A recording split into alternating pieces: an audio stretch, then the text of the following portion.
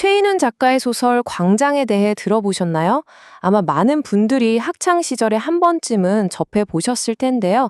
오늘 다룰 이야기는 바로 이 소설 속 한 남자가 마주해야 했던 정말 불가능에 가까운 선택에 관한 이야기입니다.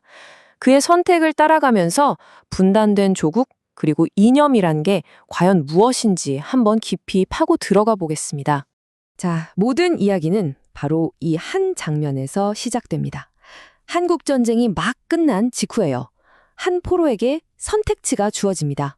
북으로 가겠는가, 남으로 가겠는가. 정말 그의 남은 인생 전체가 걸린 그런 결정의 순간이죠. 그런데 그는 남도 북도 아닌 제3국을 택합니다. 네, 어느 쪽도 선택하지 않은 거죠. 바로 이 한 문장이 이 소설 전체를 관통하는 아주 거대한 질문을 우리에게 던집니다. 그럼 지금부터 그의 이 충격적인 결정 뒤에 숨어있는 왜라는 질문에 대한 답을 한번 찾아가 보도록 하죠. 아니, 도대체 왜 그랬을까요? 한 인간이 자기 조국의 양쪽 모두를 거부해야만 했던 이유. 이 질문을 따라가다 보면 우리는 자연스럽게 주인공이 겪었던 깊은 실존적 위기 속으로 들어가게 됩니다.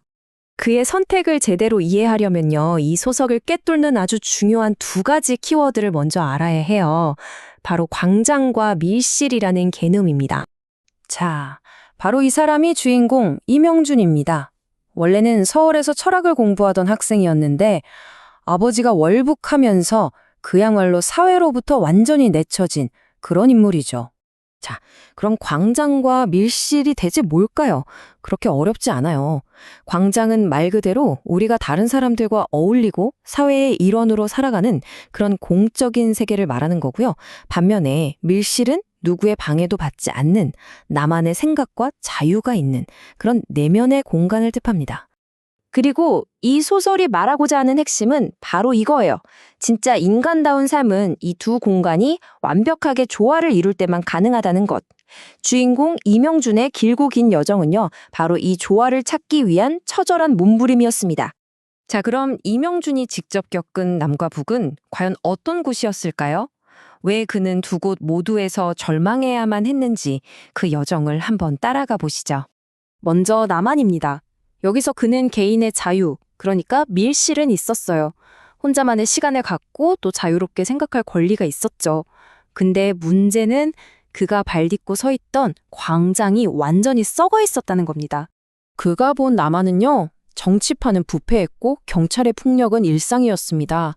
말로만 자유, 자유 외치는데 그게 다 공허하게 들릴 뿐이었죠. 사람들이 함께 만들어가는 정의로운 공동체, 그런 광장은 어디에도 없었습니다. 완전히 실패한 거죠. 결국 여기에 환멸을 느낀 이명준은 이상을 찾아 북으로 향합니다. 하지만 그곳에서 그를 기다리고 있던 건 또 다른 형태의 실패였어요.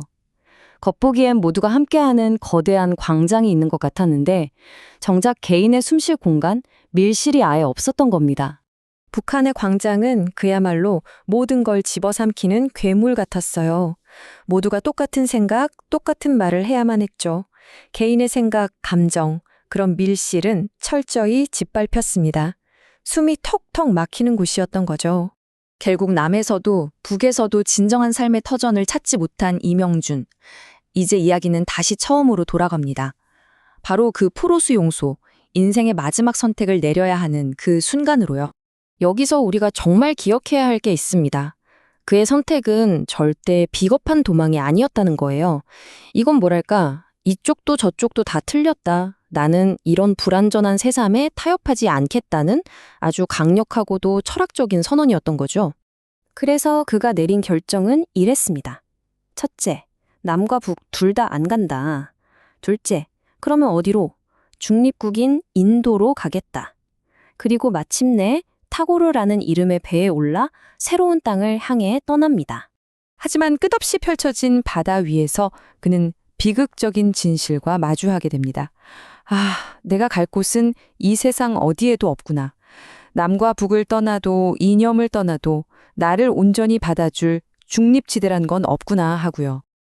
그리고 바로 그 순간, 그는 자신만의 완전한 공간, 그 누구에게도 침해받지 않는 마지막 광장을 찾게 됩니다. 바로 저 푸른 바다 속에서요. 그러니까 그의 마지막 행위는 결코 패배가 아니었던 겁니다. 오히려 이 세상이 나를 담아낼 수 없다면 내 신념을 지키기 위해 나만의 길을 가겠다는 가장 치열하고 또 가장 고독한 형태의 자유선언이었던 거죠.